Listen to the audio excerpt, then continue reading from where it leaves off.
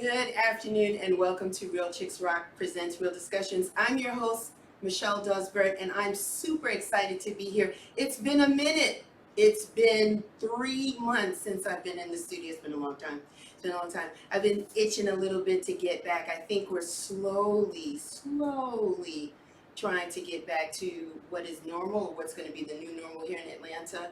It's just been a very unique and trying time for us all. And we don't take light of the situation. So I commend everyone that is still practicing social distancing and putting their safety and well-being first. Please continue to do that because it's very, very, very important. But today, happy Father's Day. I want to say happy Father's Day to all the fathers that are checking us out for today. Thank you for joining us. A lot of good things have been happening this past weekend. It was Juneteenth. Father's Day today, just everything in the midst of what's going on. We're still trying to find the light at the end of the tunnel. So thank you for spending this afternoon with us. For all the newbies that are checking us out, just a little bit of background about what Real Chicks Rock is all about. We're all about creatively collaborating, connecting, and raising awareness regarding issues that impact us as women. And we do it through our community service platform. We do it through public speaking and mentoring, and we do it through the arts, which is this platform you're watching us here today. We love this part of it because we get to have interesting people and dynamic conversations about things that impact us as women and the people that care about us. And today is no different. You know, we just wanted to lighten it up just a little bit, not ignoring what's going on. News is always going on 24/7. We are very in tune. We are very aware of the protests that are going on, the social injustice, everything that's happening, the pandemic. People are still living a quarantine life. They have yet to come out and experience life. But then there is a population of people that are starting to find their way back to what is a new normal. And so today's conversation is all about women who travel. And I have a friend of mine, somebody who is beautiful both inside and out, and just has just a wealth of experience through her travel. I have Camille Morrison here, OnlyOne Camille. Hi, how are you? Good. Thanks for being here with us today. And she's going to share with us her stories and her travels. So, Camille, I'm going to need you to talk in the mic. Okay, I'm ready. Camille, where are you from? Where are you from? I'm originally from Ohio, from Cleveland, Ohio. Cleveland? Originally from Cleveland, Ohio. Hi, homies. Yeah. What's up, Cleveland? What's up? But I was raised in Florida. Okay. Majority of my life. So, yeah. So I can't claim Florida all the way. Not all the way? I'm more of a northern girl. Okay. Yes. A Midwestern kind of girl? Yes, yes, Okay. yes. Okay. So what brought you to Atlanta? How did you get here?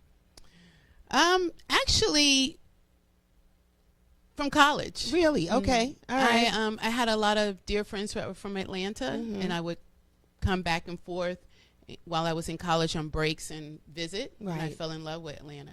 So as soon as I graduated, I was like, Atlanta, Georgia. Here I come. Yeah. So you were here maybe, not telling too much on your age, but maybe in the 90s is when you were here, early 2000s perhaps? I don't remember. She doesn't remember. Okay. All right. That's protecting your age. Got it. So just kind of set the scene. So you're here in Atlanta. You're loving it. Things are vibing. Things are passionate. Music is bumping. Fashion is hot, you know, because you're stylish right now. You always look good. Thank you. You always look smashingly well. So was fashion part of your thing back when you first came to Atlanta, styling people and doing that type of stuff? Yes, I was wardrobe stylist for many years. I worked in the music industry as well, and marketing. A lot of things toward the beginning of what that started in Atlanta. I was a part of that movement. Nice. So it was a different kind of energy in Atlanta than what it is now.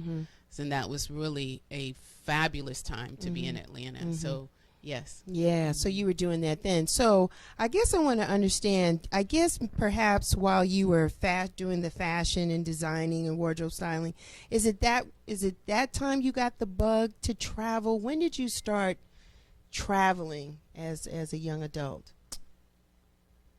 That's a good question. I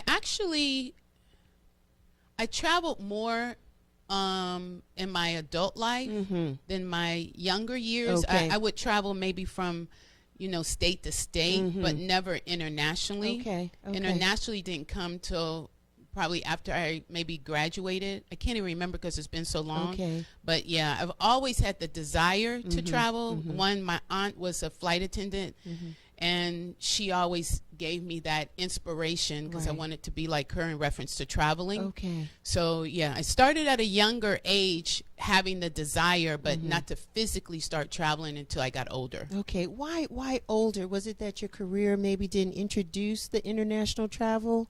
Why you did it later in your life?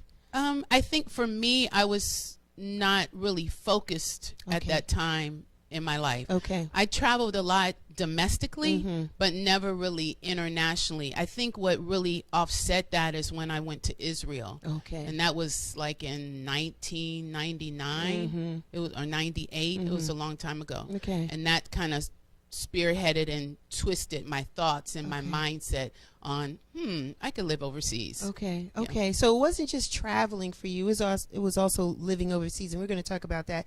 Why Israel? Why was that your first place to travel? Well, it actually wasn't my first place. It's the first place that sparked more of an interest. Okay. I always did a lot of traveling in more Caribbean, you know, Jamaica. I dated a gentleman that was from Bermuda, Okay. so I spent a lot of my summers there.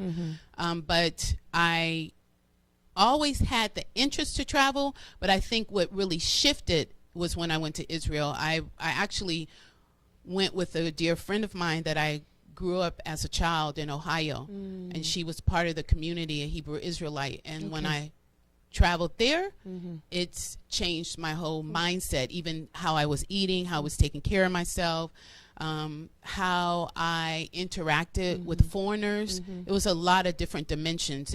I came back and I had lost like extremely a lot of weight. Really? And my aunt was like, were they not feeding you? Yeah. I was like, no, I ate really good.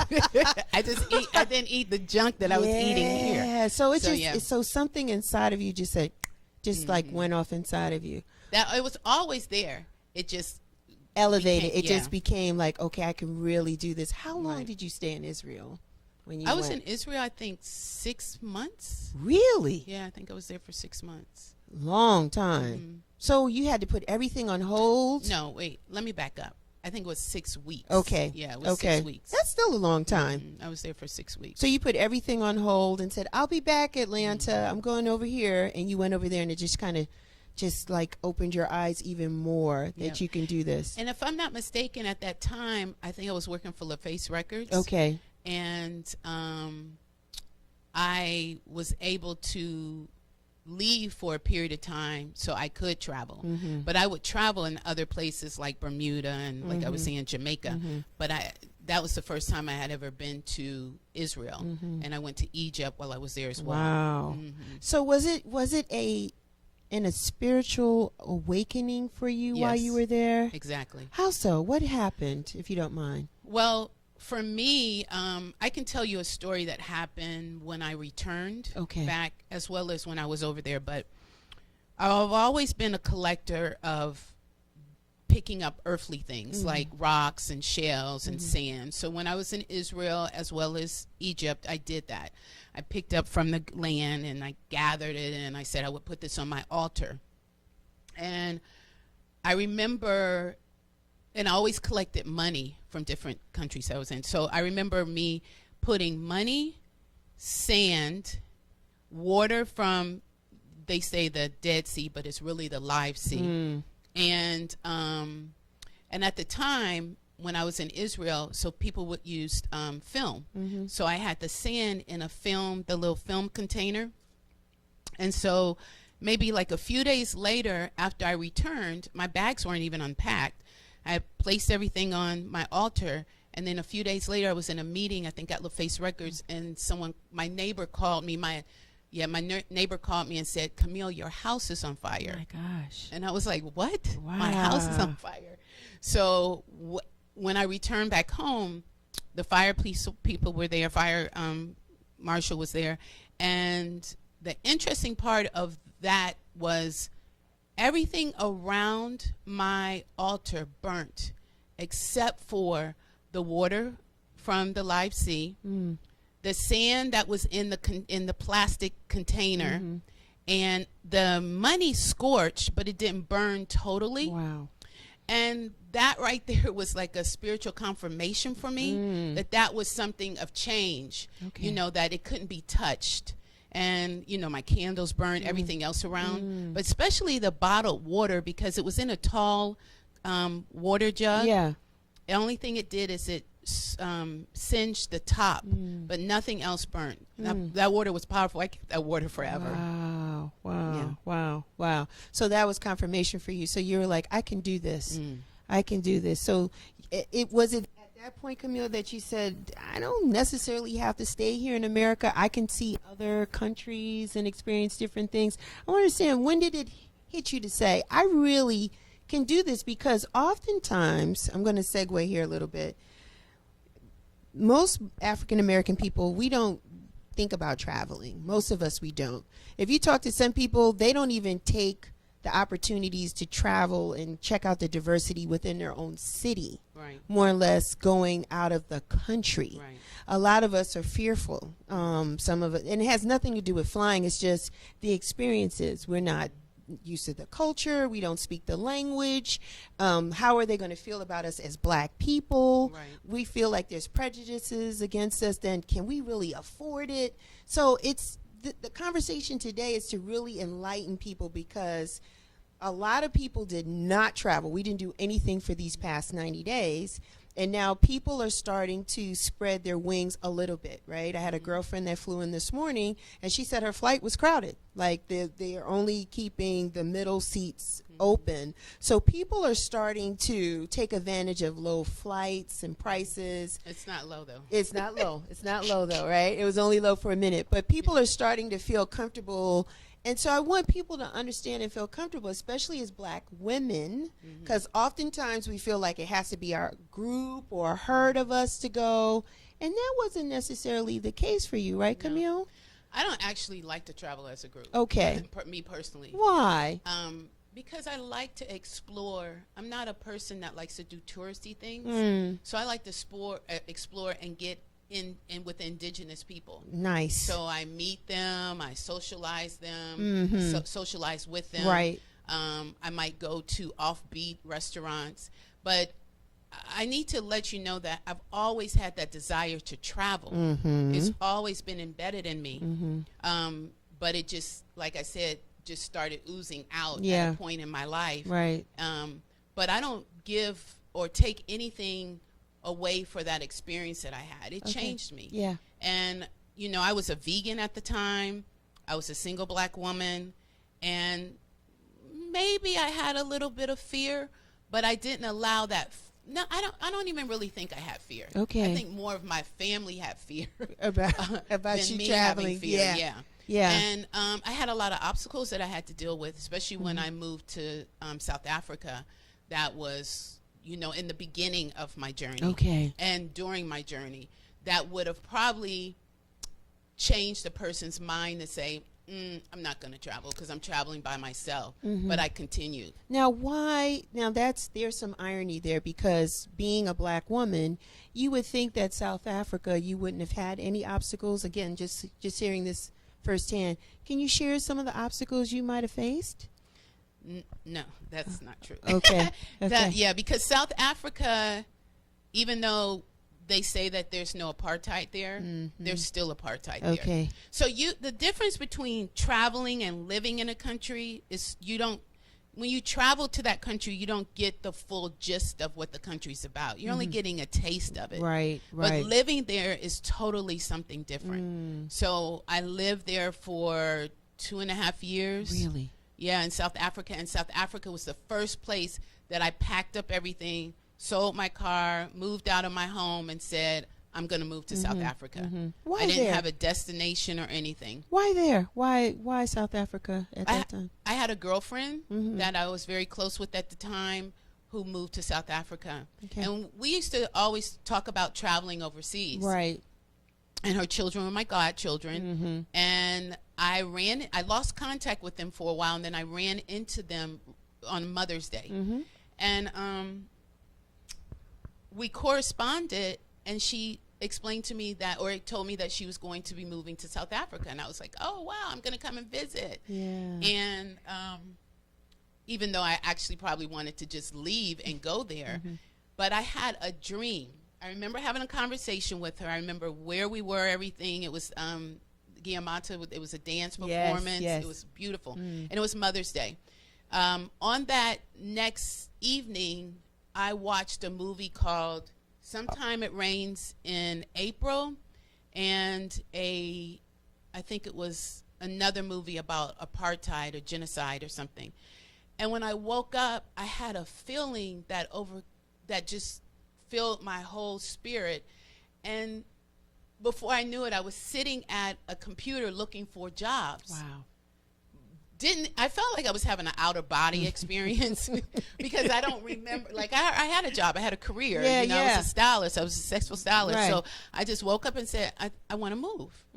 And when I decided, a lot of my girlfriends, I remember a close friend of mine, Larnay, she was like, you're never coming back? I was like, right now I'm not, so I'm going to sell everything. I sold as much as I could, and I left. But South Africa became, to answer your question, why I chose South Africa, because I had an opportunity to go because I knew somebody there.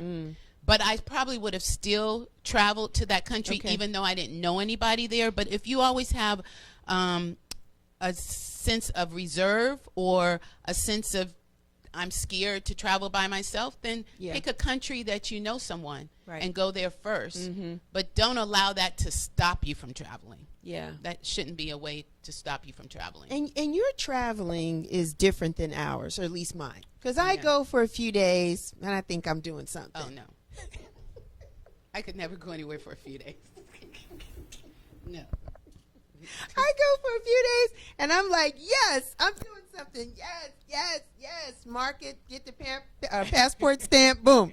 I did something. Bring back a magnet, some souvenirs. Like, yes, yes. Yeah, no. You're going for like 6 weeks, like living months. Yeah.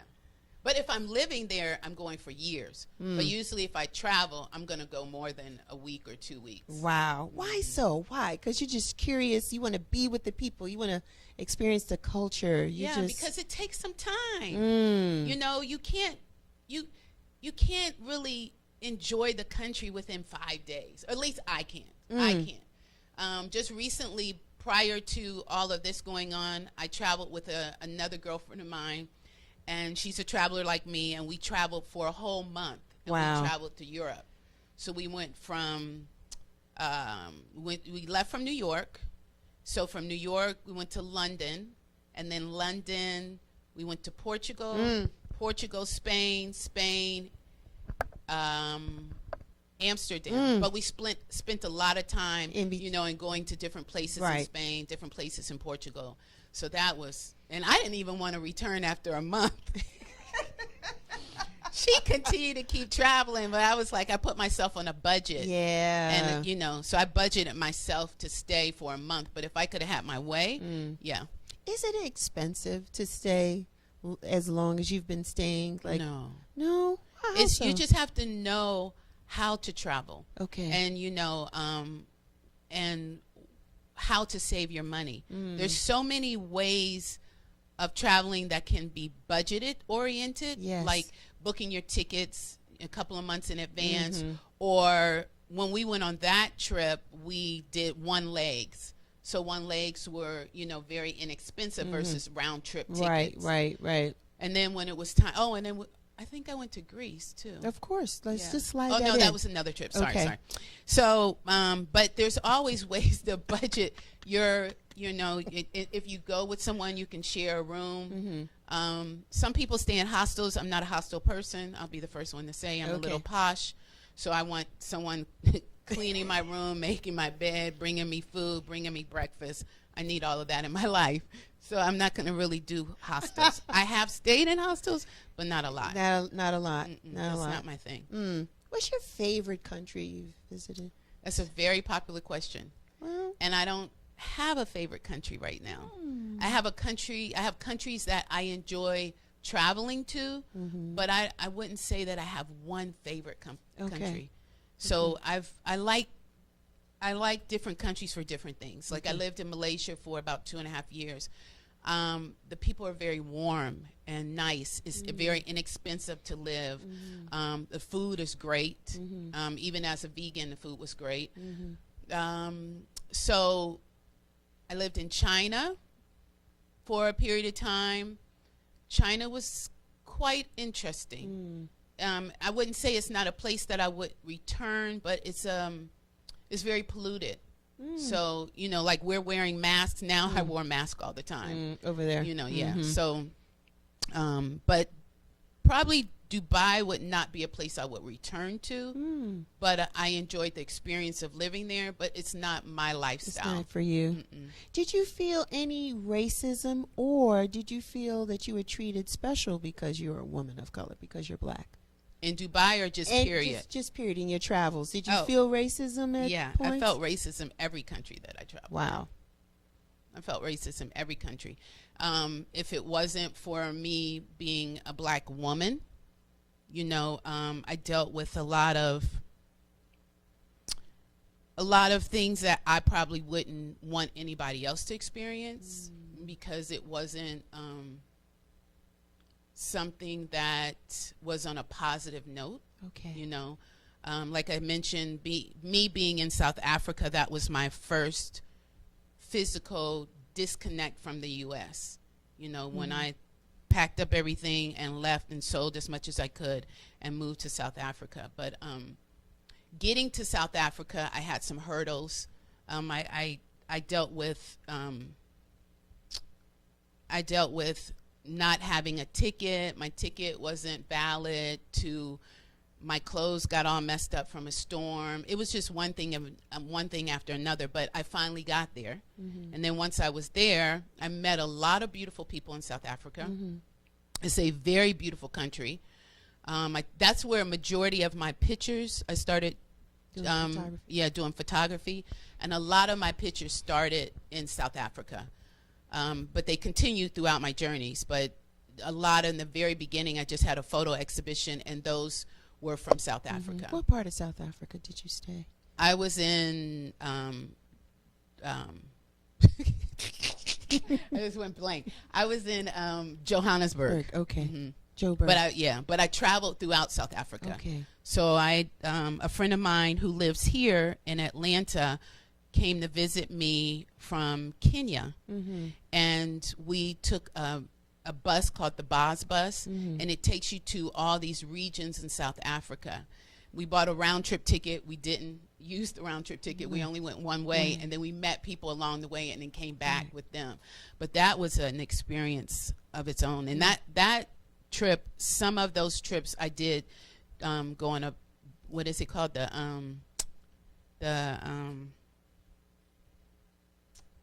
backpackers. Okay. Yeah. But that's probably why I don't do it anymore, because that was my last experience. I was like, I'm done with that. But yeah. But some places we stayed were beautiful hotels, you know. So yeah, I had a great time. So no fear as being a woman traveling in these different countries, even though you had friends and they come visit, or you had friends that already lived there, you were pretty good there? No, I had fear. One of the things I will share, since we are dealing with a lot of police brutality in America, and, you know, especially us as people of color, I dealt with that in South Africa. Why? And I am a single black woman who traveled alone to South Africa, but I made friends while I was there. I had an incident with the police, and I was assaulted, beaten, and jailed for about a few days. And it broke my spirit at first, because it was something I had never experienced ever in my life, especially in America. Right. And it's something that needs to be addressed and needs to be dealt with, because not even here in America, we're being untreated in other countries as well. And I'm actually going to write a book about the whole experience and just about traveling in all. Right. But you would think that that would have said, okay, I'm done. I'm going to go back home, which is what my mother wanted me to do. Right. But I continue to keep traveling. It did break me for a minute. Yes. You know, it broke my spirit because I questioned why that happened to me. Right. Right. You know, and I was with two other people. One of the other person was a woman. They did not touch her because she was, in their eyes, white, but she is brown. She's but in their eyes that she was white, so they just ignored her totally. Right. And at that time, I was dating a Kenyan, and he got arrested as well. So we both got arrested. Yeah, but they assaulted me. So, God. yeah, that was not a good and not an experience that I ever want to relive Right. ever again in my life. Understandably. So that happened.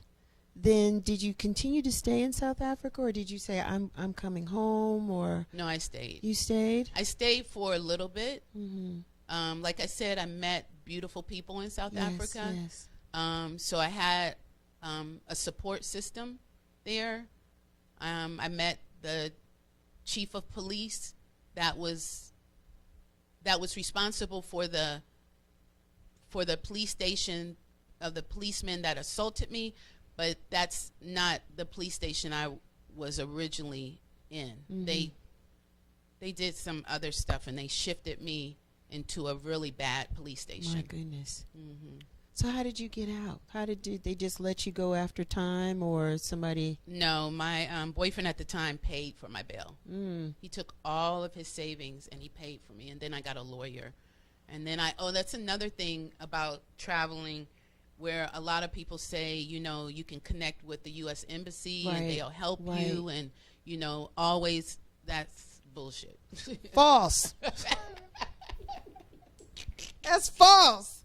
You're hearing it first. It was not. That's not the helping case. me. No, they came and they took a statement, and got the police to come, but they didn't do anything, process anything after that. They didn't try to take me to the hospital to get. No, they didn't do any of that. Man. So after that, I've never gone through the embassy.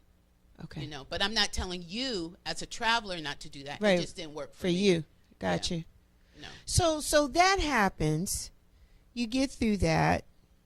You continue to live in South Africa, but then you still have this thing. You still want to travel. It didn't darken your spirits at all. I mean, why did you still want to travel? Because you can't take that spirit out of you. Gotcha. Once you have it in you and your desire, it changed me.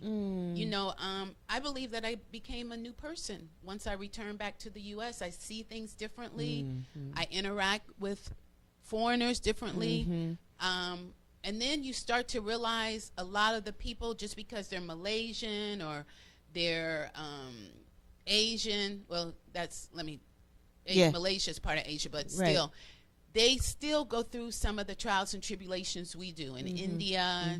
You know, being a woman of color, they still deal with a lot of wrath and mistreating that, you know, after a while I became kind of an activist, a silent activist in those countries, helping women.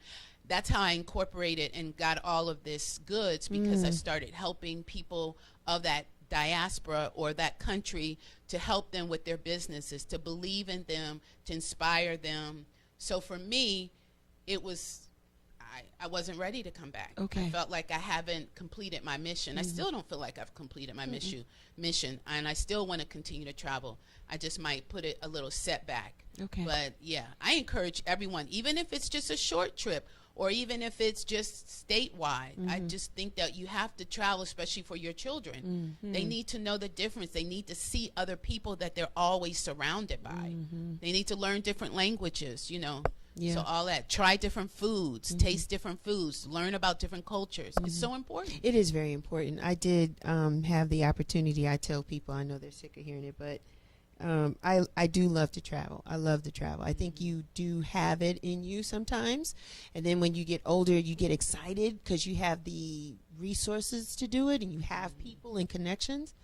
I had a coworker of mine that got married. She's Indian, and I went to India and went to the wedding, and it was something about being in that country that totally changed me. When I got back, people were like, "You're a little different." I was like, "Yeah, Yes.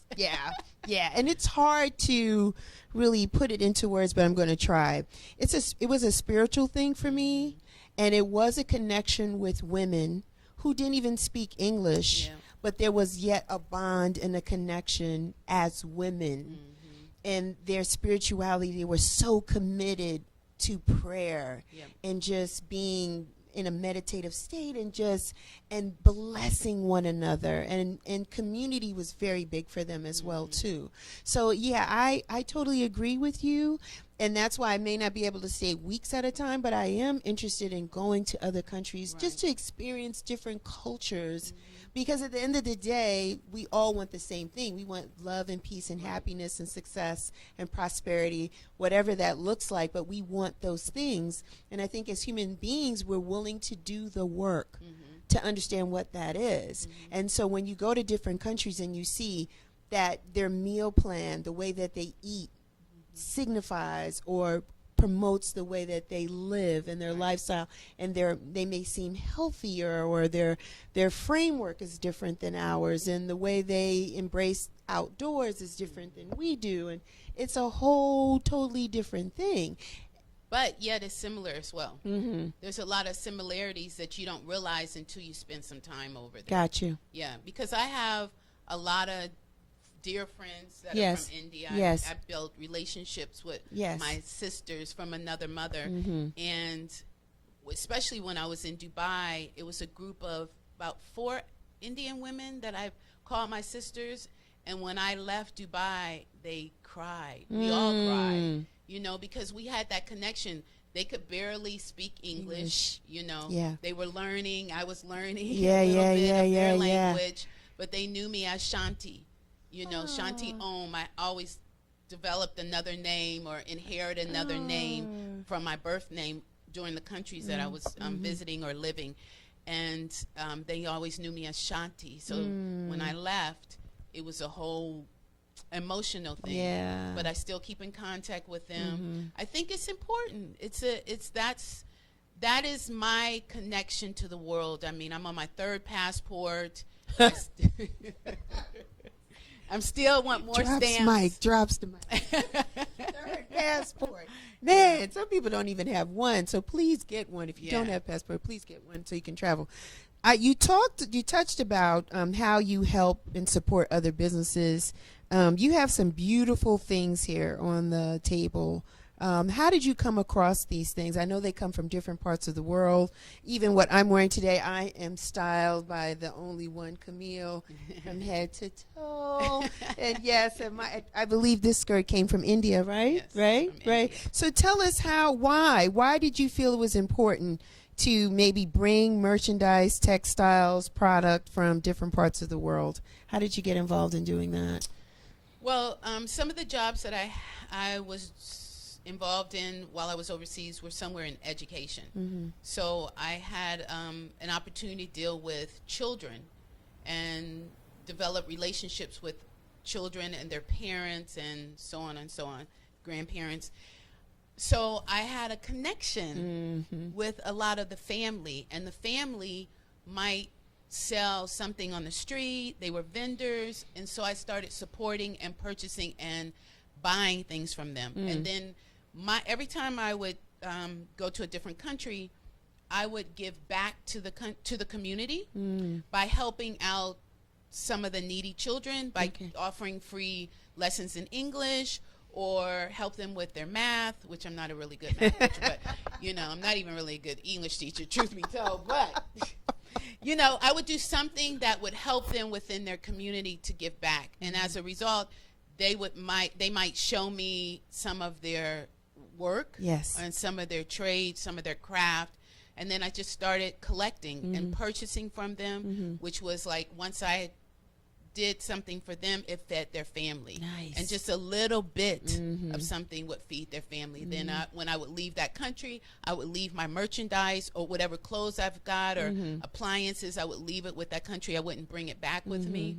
So that's how I developed relationships with a lot of people in Malaysia and China and in Bermuda and, you know, all the different places that I lived.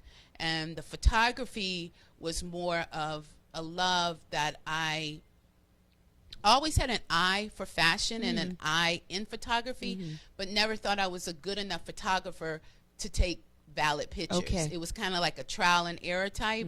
And then I just started maneuvering and manipulating. And before you know it, I was coming up with creative, beautiful imageries from those countries. So I captured some of those that I can share with you. I'll let you show them. Because I just had a photo exhibition in March, but I'm not in March, in February. But because of the coronavirus, it didn't get its full scale of everything. So if you're ever interested in any of the pictures, you can get in contact with me once I leave my contact information. But this picture right here is called Caught in the Moment, which is in South Africa. This little boy was making crafty things with just wire. Wire and tape, actually. And I caught him in the act. So he made this. I used to sell these. I don't Hold your have mic. them anymore. Sorry. I used to sell these. I don't have them anymore. But the doors open. The top opens. It's a V-bug. The back opens. And the tires are made with tape. So he was crafting this at the time when I caught him in his whole moment. And this was a beautiful place in South Africa. I forgot the name of it. One of my friends will remember. And he actually did this too. And he put my name on it. The tires are made out of some kind of rubber. Okay. Yeah. And this is metal as well. Another picture is called Smiling Eyes. This was captured in Ghana. I have a love for children, so I don't have any children of my own, so I adopt children along the way. Yeah, she loves mine. I do. She loves Crystal. And so this is called Smiling Eyes in Ghana. This image is Morehouse Boys. This was in Kenya because they have the colors of Morehouse. So these were students, playful. I love that. And then this is in India. The Angelic Angels. This was in India. And how old were those children, roughly? They look like they're maybe 6 to 8 years old. Yeah, that's what I was going to say, 6 to 10. Yeah, they were so beautiful. Yeah. And they when I left, because they all of them have colors. I made it black and white. But they were running down the street. Shanti, wait, Shanti, take my picture. So, that's one of my favorites. This was in Spain, called The Wandering Sky. Beautiful. This was in Spain. I love this picture. The sky was like it was talking to me. It's very blue. It was so in clear Spain. and blue. It's bluer in Oh my Spain. God, I don't know what it beautiful. is over there. They have great Gorgeous. sangrias. Yes. Very good sangrias. Very nice. And believe it or not, these are penguins in South Africa. South Africa has a beach full of penguins. I call this Happy Feet. Yes. And it's beautiful. It's like a slew of penguins. Everybody has the impression that penguins are only in cold. Yes. No. No. Learning today. And Yeah. this is so good because it almost looks like it's animation. Yes, but it's not. No trick photography, nothing. That's the image itself. Wow. And I learned a lot about penguins when I was there as well. And the last picture that I'll show you, because I want to explain this picture, is called Naked. It's in South Africa. So this picture was in a park. Okay. And the tree was bare. But one of the beauties at this park is that they had these huge trampolines. And me and a friend of mine would jump on the trampolines, and that's how that whole image came about. Wow. So you was jumping up in there and caught that? Come on, Camille. I'm serious. No lie. So Yes. what countries have you not gone to that's on your radar to go? Well, before I was leaving to go to leaving Dubai, I wanted to go to I forgot the country now. Wait, it's Seychelles? No. It'll come to me in a minute. Okay. But there was political unrest, and so I couldn't go there.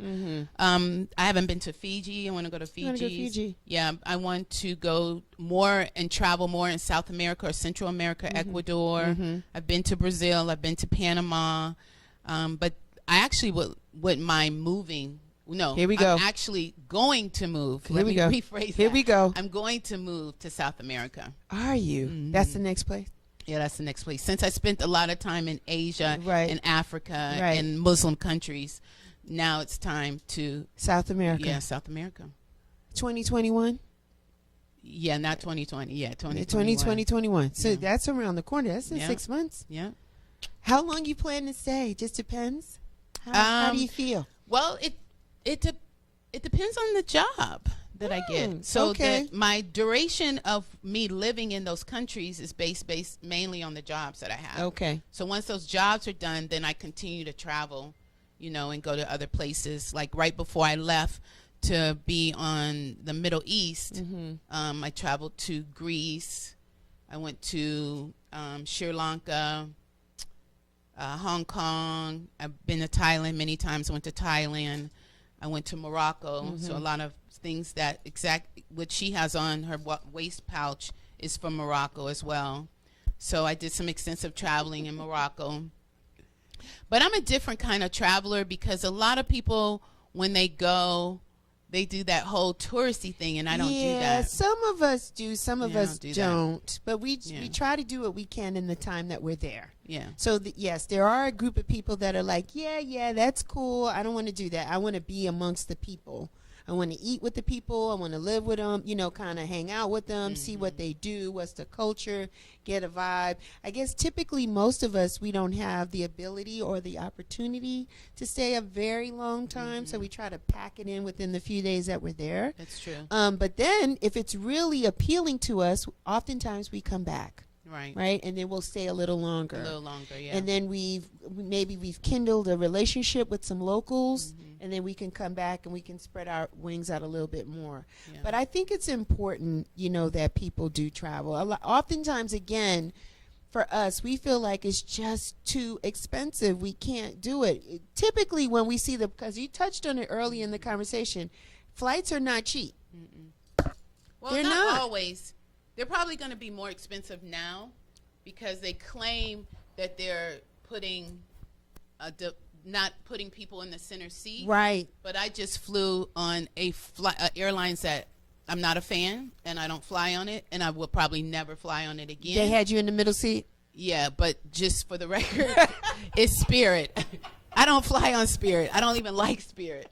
But I took my niece to Richmond, Virginia. Yeah. And going there was fine because they claim that they honor you not being sit in the center. Right. But as soon as they land, everybody's smushed on top of everyone. So all that social distancing, 6 feet, that's crap. That's bullshit.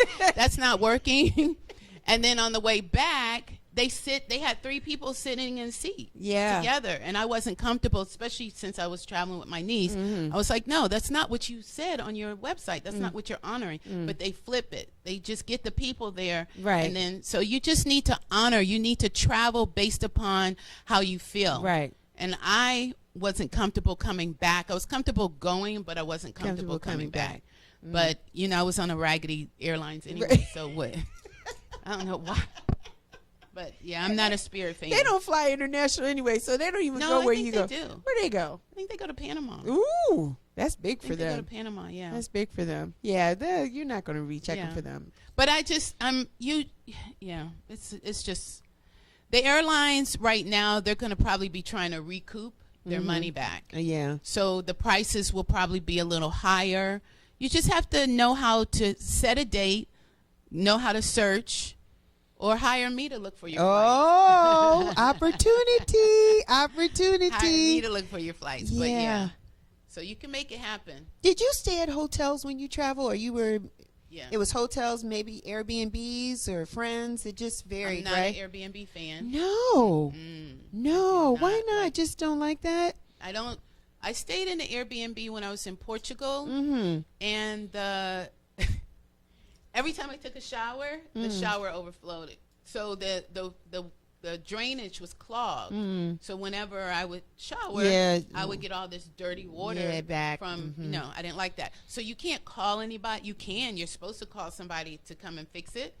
They don't fix it. They don't come fix it. come. And I stayed in Airbnb, and part of my trip in Brazil. No. It was a nice view and a nice location, but inside the furniture was shabby, dirty. No, I'm not. I'm not saying all Airbnbs are like that, right. but I like the luxury of calling someone and they take care of a problem. That is my thing. If my sheets are dirty, I can call. They'll come and change. If I need my room clean, if I want room service. Maybe sometime Airbnb offer that, but I need a little bit more intimate. I do like private, like home base, hotels or bed and breakfast or, smaller boutique hotels is basically boutique. what I was going to say. Because I was going to ask you, you're Yeah. not like at the Westin, like Marriott. I have. Hilton. I have Okay. stayed at those places before. Don't get me wrong. I have stayed at those places, but I really like boutique hotels. Okay. Those are, and the place I said that I was going to go to, but it was political unrest, was Maldives. Maldives. So that's on my list as well. I have a big map Yes, she does. in my house, and I mark all the places Yes. that I've gone, and then all of the places that I inspired to go soon. So yeah. You busy. You're going to be busy. Yeah. Yeah. So is there places that you desire to go that you haven't been?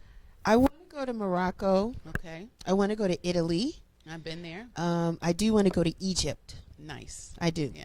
I do. I don't know about the Asia part of the world, like China and Hong Kong, because I feel like it's overpopulated. I feel it's rushed. I feel it's busy. It's tight. It's just, I don't know. And I don't want to go there and then go to like the countryside. I don't want to necessarily do that per se. Not saying that it's not a beautiful country. I know there are quite a few black people that want to go there. I don't want to go there.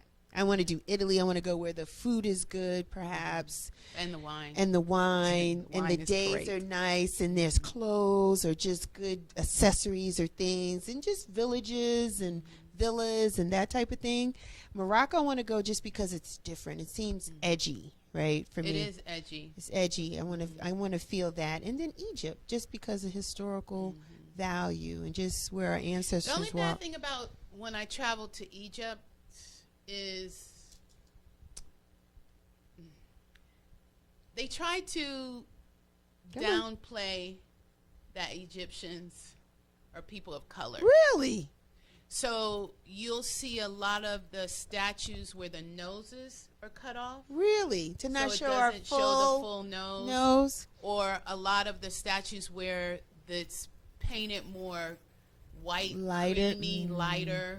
Just a lot of unnecessariness but there's many places in Africa that I haven't been as well that I want to either live, buy some property. I love Tanzania. I heard that was beautiful. Tanzania, I've been several times. Zanzibar. Yeah. I love Ghana. Ghana's like my second home. I've been several times. Really? Yeah.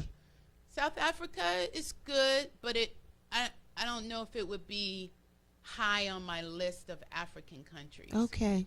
And not because of what happened to me in South Africa.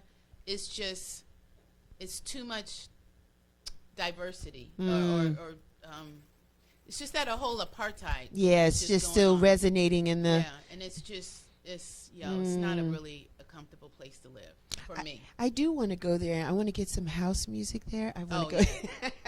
They love I house music. want to get it Yes. with the thousands of Yes. people. Yeah, Yes. I want to Now do that- that. That's now on the that, let me bucket tell you. list. That's on the bucket list. That's a bucket South list. Africans can party. Yeah, that's on the bucket Yes, list. I'm the doing music that. is phenomenal. Yeah. Yeah. Oh man, it's phenomenal. That might be a 2021 or 2022, because in Mm-hmm. 2022 I'll be. So I Yeah. think I'm gonna do that. I would go back and visit. Yeah. But I don't know if I would go back and live. Mm. Well, maybe if I have a job, but I don't. Yeah, know, yeah. You know? So it's definitely that South. The house music is phenomenal. Yeah, there. I want to go. I Yeah. want to go. I want to talk about this. Some other things too, just before we go and leave. Your energy is beautiful, Thank you. and I know it's you have to work at it with all of the things that are going on during this time. I know that energy is important, and I know that crystals kind of help promote those energies. Do you want to talk a little bit about that and how you even learned about that? Was that through your travels? Yes, it was. A portion of it was through my travels. So I've been a vegan for probably over 25 years. That's a long time. We didn't even Yeah. know what it was. Yeah. Right. Our producers laughing. But We didn't know what it was back then. That happened when I spent some time in Israel. Okay. You know, I said 6 weeks. I don't know. It was a long time. It was It a long must have time. been a month or two. Mhm. I don't think it was 3 weeks though. But I changed. I went over there as a vegetarian. I left over there as a vegan. And my energy. And then I started practicing yoga while I was there. I did Tai Chi while I was there. So it was just. It's a calming. Yeah, yeah, yeah. Calming of my spirit. Right, right. So every time that I do travel, I look for crystals. I look for more spiritual based things for me within my home or among people that are like minds. Right. So I do sell crystals. So these are crystals that I have. Some of them. This is a clear quartz and this is an amethyst because they have powerful energy that you need to have within your home to protect yourself, your home, and your environment. And people don't realize that. And if I'm telling you and you're not understanding, always Google and look for yourself. Right. So I always carry crystals in my bag or around my neck, you know, and this is something that is powerful because we're dealing with 5G, we're dealing with everybody is on internet or smart TVs or smartphones, but you're not having anything to counteract all of that that's coming in. People use microwaves. Microwaves are not good for you. You know, anything that cooks something in a fast pace, you're not getting your food, you're not getting the nutrients of the food. Right. So yes, I surround myself with crystals. I have yoni eggs that are initially. I learned about yoni eggs when I was in Asia. This is for women. You can look it up, yoni, Y-O-N-I. But they are used for women to help them in their yoni. I don't want to say it on TV, but it's to help them in their personal, their private areas. So yoni eggs are used for that. The other thing that I have is pendulums. I sell a lot of different things. This is a pendulum, a red jasper pendulum. This is a tiger eye pendulum. And this is amethyst pendulum. And spending time overseas, it allowed me to connect with a lot of people in different areas, like in the, you know, in yoga and meditation. You know, it made me stronger in my meditational practice. Right. So this is something else that I got. This is called a wand. It's a 7 chakra wands. These are the 7 chakras that are down. The end of it is a tip is with crystal, and the top is rose quartz. That every woman needs to have rose quartz. It's about love. Isn't that about love? Yeah, Yes. I got rose quartz. Yes, yes. So all of this is important for you to have. Yes. And if you have any questions or any interest in any crystals, but they're all surrounded in my house. Michelle has been in my home. I have them all in my home. And it It's feels part good of in my your home. meditation, Yeah. Feels good. You feel a change from being outside versus coming in your home. And I know that's because you cultivate that energy in there. And it's very important. And I think, you know, not to make it lighthearted or anything, I just believe that black people are really continuing to do better for themselves individually by what they eat, what they put in, where it comes from. Like everybody's starting to take a piece of their land and grow their own fruit, which is so important, and vegetables now, you know, just making anything that we can do to control and own what we put inside of us, what we put on our backs, the oils that we put on, the fragrances, anything to just keep us calm, keep us focused is what I think we are trying to get to as a people. I could be wrong. It's so important for us to support each other because a lot of us are in the midst of, there's change. Yes. No matter how you look at it, it's changed. This earth is shifting. We are shifting as people. They want us to not interact with each other. They want us to protect ourselves with masks. They don't want us to touch any other. It's just all a part of isolation. It's all a part of isolation. So you need to protect yourself internally, mentally, physically, within your home, within your children. You need to be aware of your environment. Even traveling, you need to be aware of when you're traveling, who's around you, where you're going. You know, I never ever did any real research in my travels. I never, other than maybe when I was living in that country, I might look up about Malaysian people, about their culture, their Muslim people, what kind of people they are. Do they, you know, because I'm more concerned, do they have black products? They have all of that. It's black people everywhere. I remember I dated a Nigerian, and he told me, if there's a Nigerian in that country is successful. And every country I've been to there's Nigerians there because they're very business-minded people, and they go there and mass produce or whatever. Just like unfortunately the Asians, they have gone and monopolized all of Africa, But what we're dealing with as people, like I think there was something on just recently how in Guangzhou they were kicking our people, black people, Africans, out of their homes and putting them on the streets. And I dealt with a lot of racism in Asia, in China in particular. But that is something that they do. But people don't realize that in those countries, you're paying your rent for a year in advance. Yeah. So you're not getting that money back. You're on the streets. You don't have anywhere to go. So it's just something you need to know. I'm not telling you not to travel. I encourage everyone to travel. But you do need to be aware of, because we come with a special coding color that everyone wants, you're might deal with some challenges. Yeah. But it didn't stop you. No. And it's not going to stop me. So. Well, thank you for that. I think it's important for us to share with others like this, for this platform, and I appreciate you, Michelle, inviting me on your show. Thanks. Because it allows me to express, and tell you about my journeys.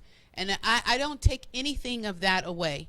I don't want to say because I had mishaps in South Africa not to do it, but it does make you stronger and prepare yourself because we're dealing with the same thing here in the U.S.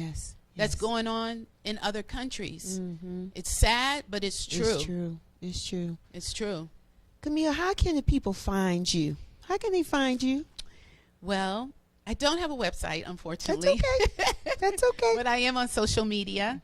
So I have a Facebook account, which is only ONLY, and then ONE1 Camille, CAMILLE. So it's only one Camille on Facebook and Instagram, but it's ONE instead of the numeral 1, which is what I'm known for. And then Only One's Travels, and then ONE Travels is on Instagram as well. And that's a new account. So it's not that much on there versus the Only One Camille, but I'm very transparent. You can call me, you can email me. My email is Only One Camille. So it's ONLY, the numeral 1, and then CAMILLE@gmail.com. I'm going to get inundated with hopefully emails, it'll be a great thing, because this is where you would want to get beautiful artifacts and products from all parts of the world. And I'll just share a couple of them that are these are handmade bags clutches that are handmade in Malaysia. Inside is a rubber, all hand beaded wear that I sell. This is a necklace that is from Panama. I like this that. is traditional, but in South America they have a lot of this indigenous work that is similar to African people. So this is very popular there. This is from Ghana. Your This is second the home. necklace, my second home. This is beautiful. It is. Takes time for them to do this. Yeah. So this is something that I support for my people, that we need to support each other, and support each other is supporting black businesses. There you supporting go. black businesses, supporting people that are making this by hand. There you go. So this is something that, as an educator, I always try to teach different things to my students. And so this is a cigar box that I got them to turn into a purse. I gave them the creative vision, and then they made it into a purse. So it has a little lock. We went to, and then you open it and press the Look at that. That's cute. Yeah. So this is all handmade. This is something that's for sale as well. And that came from Cuba, the box? Well, the box, the cigar box. Came from Cuba. Yeah, but we did this in, what country did I do this in? It all becomes a blur. No. No, it was in, I think it was You've in been everywhere. I think been it was everywhere. in Asia, but I'm not really sure. I and like, then I this, like that. yeah, this is from Ghana. I love this because it has dual pockets in the back, It's pretty. in the front, and then it goes into like a I'm hand. not messing with you. Yeah, Michelle's quick to Nah, buy. nah. And then it goes into a little clutch here that you can wear under your pocket. Yes, yes. I have some fashions that I've purchased, and people are like, "I love it, I love it." I'm like, "Yes," And I'm So appreciative. today, to tell them, it's like, there's no way you're going to be on my show and I don't have anything from the boutique. So there's the OnlyOne Camille boutique where you Yes. can get beautiful clothing. And you just call and reserve. Yeah. You know, come in. Yeah, It's not a Private- cluster amount it's of a people. private- If it's a private show. establishment. Like the necklace that she has on is from Spain. So, you know, normally I can tell you every country Yeah, that I've done but worked in or, you know, visited. So, yes, it's so important. I appreciate you. Thank you, and I appreciate I you. appreciate you. And I This love was you. cute. Thank you. I love you too. Thank you so much for being with us today and just sharing and being transparent. Again, we just wanted to encourage people because I think with everything that's going on, we don't want people to feel like, oh, I can't do this anymore. No, we just have to figure out how to pivot and turn and figure out what works for us, right? Because things are going to be different, but yet some things may still be the same, Yep. right? And the other thing I would tell you to do is invest. You know, invest in some property overseas. You know, of course, I'm going to always tell you to invest in Africa. But you can come collectively together and invest as a group or individually. You can get land and build, especially in Ghana. So those are my next steps of what I'm doing. And I encourage that for everyone else because here in this crazy world that we live in, it's not for us. They're not supporting us. They don't encourage us. You know, Black lives do matter. Yeah. You know, and without us, the economy wouldn't be here. So that's why you need to stop supporting. You need to stop supporting them and support your own. You I know, just and had to help drop your the own mic. because Yeah. that's where there's going to be a difference. When you affect people in their pockets, and then you're not making, we're consumers. Black people are large, African people, period, are large consumers. Billions. Yeah, and we do travel. Just because they might not travel in your immediate circle in Atlanta, there's a lot of us that travel. You don't see us as often. You know, of course, when I'm traveling, I'm like, oh, wow, that's a Black person. Oh, my God. You know, so it's important for us to explore and learn and just meet different people. Yeah. You know, sometimes we only have a private, small circle of only your kind of people. It's a whole world out here. You know, so embrace everyone. Yeah. They're, you know, they're dealing with the same stuff that we're dealing, not as probably nowhere as near as what we're dealing Right. with, but they still have, you know, especially women. Yeah. They When got I was in challenges. India, women are mistreated. and that's a real situation. It's a real deal. Yeah. We're going to come back and talk about that too. We're going to talk about that too. But that's me. That's my time today. But I wanted to say today's show was powered by Moods Music. Yeah. Yes. Moods Music today. Yes. Daryl Harris. Yes. 20 years in the business, owning his own record store, CDs. Back in the day, it used to be cassettes. Now it's a full store of merchandise. You need a Black Lives Matter t-shirt, you better go down to Moods Music and get it. He celebrated his birthday on Juneteenth, on Friday. 20 years in the business. D. Yep, I checked him out last week. He's doing well. He's offering curbside service, so you can call him. You can go to Instagram, see his product. He's got a Facebook page as well. And he's been in business for a while, and I encourage and love him. He has a beautiful spirit, and actually some of my Grace Jones photos is in the store. Yes, it's in the store. Yeah, Daryl was the second person that put it in his store. The other like one was him. in the cafe, but Yeah. When I first started the brand, he put my T-shirts in there. Thank you, Daryl. Yes, Thank you, we Daryl. love you. We love you, Daryl. So go down to 1131 Euclid Avenue. That's in Little Five Points in Atlanta. His number is 404-653-0724. Like I said, he's doing curbside orders. If you need to, you don't want to come in the store, that's fine. Place your order online. He'll bring it to you curbside. The doors are open. Business is getting back to normal down there. People are coming through because Little Five Points is a hot space. So they got everything down there. You got your cups, your incense, whatever you need to feel empowered as a Black business owner. I think they have the novelties and the things there at that store that you like. Then he used to have shows and record listening parties and all this kind of stuff. Just a staple in the community. We stand behind Moods Music. We hope that you do the same too. That is my time. You know me, Real Chicks Rock. I'm everywhere. I'm on Instagram, Facebook, Twitter.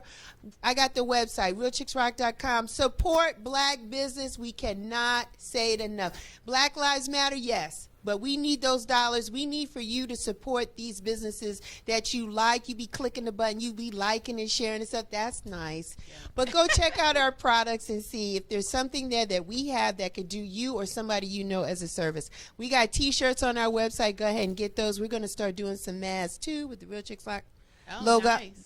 On the mask, because we want to just make sure that everybody is safe and do what they do. But yes, and follow and subscribe to the YouTube channel. If you've not done so already, you need to do that so you don't miss another episode. I'm just so excited to be here. I'm just out. OnlyOne Camille. OnlyOne Camille on Facebook and Instagram. Yes. Please follow me on OnlyOne Camille on Facebook and Instagram. Follow me. Be a supporter. And I would love to communicate with you on any of your travel needs or travel experiences or anything that you have any questions. If you had questions today and you couldn't actually ask me, please feel free to You know you got questions about the yoni egg. You wanted to know what that means. You need to reach out to her. That's my time for today. Thank you, guys. You guys be well. Thank you for your time. Thank you. I love you. Thank you. I love Until you too. next time, be well, take care, and continue to rock on. Bye. Real Chicks.